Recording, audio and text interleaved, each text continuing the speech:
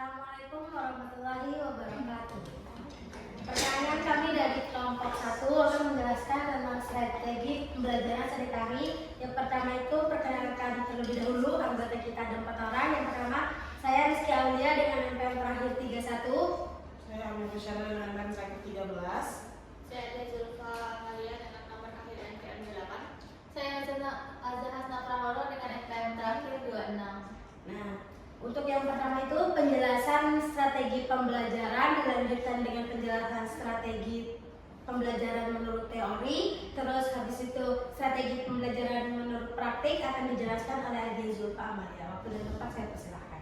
Baik, terima kasih. Jadi strategi pembelajaran itu adalah bagian dari rencana pembelajaran yang lengkap, menyeluruh dan juga terstruktur yang dibuat pendidik untuk mencapai tujuan belajar secara efektif dan juga efisien. Jadi kayak tepat sasaran kayak gitu.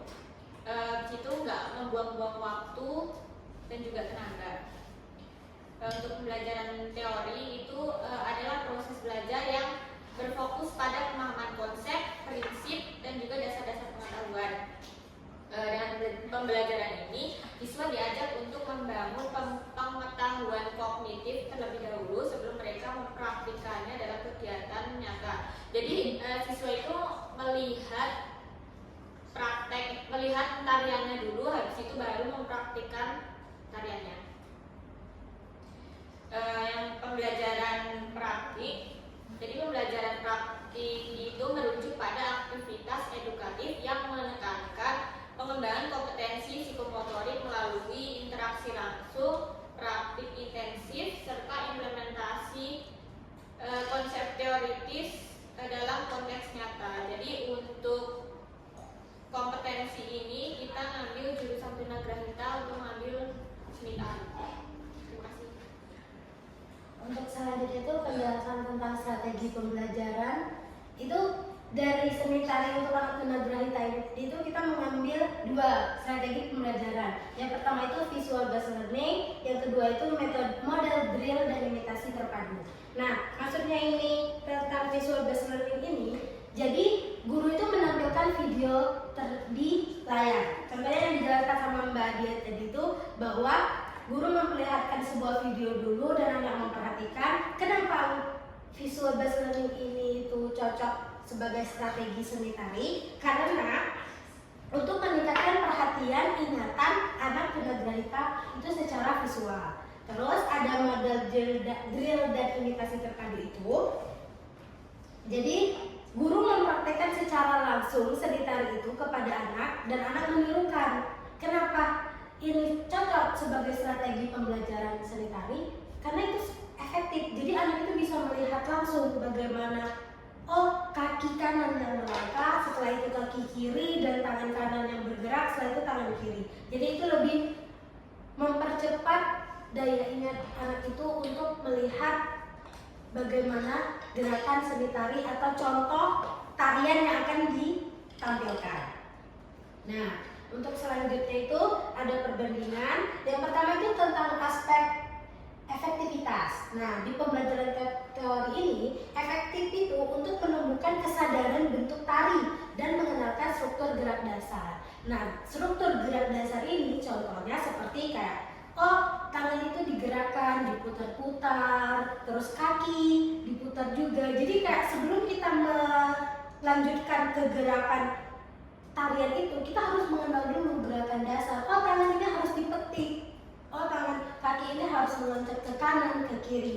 Terus kalau menurut pembelajaran praktiknya itu, kenapa efektivitas itu lebih efektif untuk anak tunagrahita ringan? Karena melibatkan aktivitas tubuh langsung yang menstimulasi sensorik dan emosi. Kayak tadi yang saya jelaskan tadi. Jadi kayak dia langsung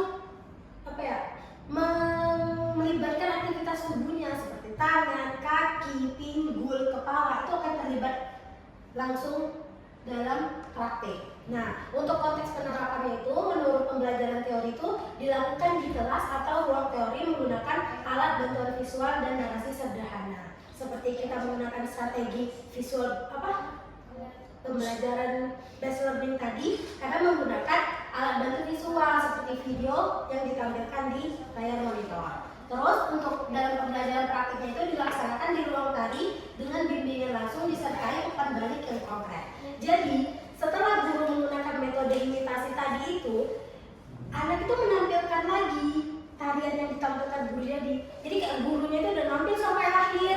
Setelah itu anaknya lagi menampilkan secara langsung dan dibimbing. Oh, misalkan ada anak mengalami kesalahan bukan kaki kanan tetapi kaki kiri, jadi guru langsung membimbing langsung di tempat. Terus untuk tantangannya itu dalam seni tari ini tadi, anak itu cepat bosan, sulit memahami konsep abstrak. Jadi dalam pemilihan tarian untuk anak ini, kita juga harus melihat, oh apa daya tarik supaya anak ini tuh mudah dalam melakukan gerakan tari itu. Terus kalau dalam pembelajaran praktiknya itu perlu pendampingan intensif, risiko kelelahan fisik, dan butuh ruang serta peralatan khusus. Jadi dalam satu tarian itu biasanya kan sekitaran 4-5 menitan. 4-5 menitan itu dalam satu hari itu tidak bisa langsung semua gerakan dihafal. Jadi biasanya itu menurut kemarin yang PLP itu cuma di sekitaran 5 menitan, 10 menitan itu langsung istirahat terlebih dahulu. Jadi mengerenggangkan otot anak dulu, istirahat, minum, dan tidak kayak anak itu tidak selalu dipush kayak ayo harus ini harus selesai, enggak. Jadi kalau anaknya udah merasa capek, oh yaudah berarti selesai. Kasih waktu untuk anaknya jeda, minum kah, apa istirahat dulu. Sekian presentasi dari saya. Untuk yang selanjutnya itu tentang strategi pembelajaran teori seni tari tunagrahita itu akan dijelaskan oleh Amrina Rosyada. Waktu dan tempat saya bersampaikan. Untuk teori seni tari dalam konsep pembelajaran kesenian tari di sekolah luar biasa atau SLB, khususnya bagi peserta didik disabilitas intelektual, karena kami mengambil disabilitas intelektual, bertujuan untuk mengembangkan keterampilan motorik, memperkuat kemampuan ekspresi diri, serta menumbuhkan rasa percaya diri. Nah, di mana kegiatan tari ini didesain berdasarkan teori untuk menumbuhkan rasa percaya diri anak dulu, dan juga fokus untuk melatih kemampuan motorik kasar anak, di mana dari belajar seni tari mereka akan bisa melatih keseimbangan dan juga otot-otot yang awalnya terkaku akan lebih dilemeskan lagi setelah belajar seni tari tadi. Kemudian untuk ekspresi diri yang awalnya tuh anak tunagrahita itu kurang dalam mengekspresikan diri, mereka akan bisa lebih enjoy lagi ataupun lebih relax setelah melakukan seni tari ini, dan juga untuk menumbuhkan rasa percaya diri, di mana nanti setelah mereka belajar bagaimana sebuah tarian tentunya akan menampilkannya di sebuah forum ataupun tampil di depan umum. Jadi di sini seni tari akan melatih anak-anak tunagrahita untuk lebih percaya akan dirinya. Jadi dia merasa, oh bahwa aku bisa sampai itu. Jadi merubah sifat mereka yang sering merasa rendah diri menjadi lebih percaya diri, seperti itu. Kemudian di sini juga untuk dalam referensi ini juga divalidasi bahwa kegiatan pembelajaran tari itu dirancang secara khusus untuk meningkatkan koordinasi gerak, keseimbangan tubuh, dan juga kekuatan fisik siswa sebagai bagian dari upaya mendukung perkembangan holistik mereka. Seperti itu. Saya kembalikan kepada moderator. Baik, terima kasih. Untuk yang selanjutnya itu tentang strategi pembelajaran praktik seni tari tunagrahita itu akan dijelaskan oleh Azhar Prohoro. Waktu dan tempat saya persilakan. Baik, terima kasih moderator. Jadi selanjutnya ada strategi pembelajaran praktik seni tari untuk anak tunagrahita. Nah, jadi dalam buku pendidikan seni disebutkan bahwa dalam pembelajaran seni tari itu ada 2 macam metode pembelajaran tradisional yang sering digunakan oleh guru, yaitu metode meniru dan metode SAS. Nah, jadi untuk strategi pembelajaran yang kita gunakan atau kita ambil pada praktik seni tari ini, kita hanya mengambil satu metode, yaitu metode imitasi atau metode meniru, di mana itu adalah metode pembelajaran tari yang guru itu memperagakan gerakan secara langsung, lalu siswa itu menirukan gerakannya secara bertahap. Nah, kenapa kita mengambil metode ini sebagai salah satu strategi? Karena kami rasa metode ini cukup efektif, karena dengan metode ini anak itu dapat belajar lebih mudah melalui contoh visual, terus pengulangan dan gerakan sederhana secara langsung karena dipraktikkan langsung oleh guru. Terus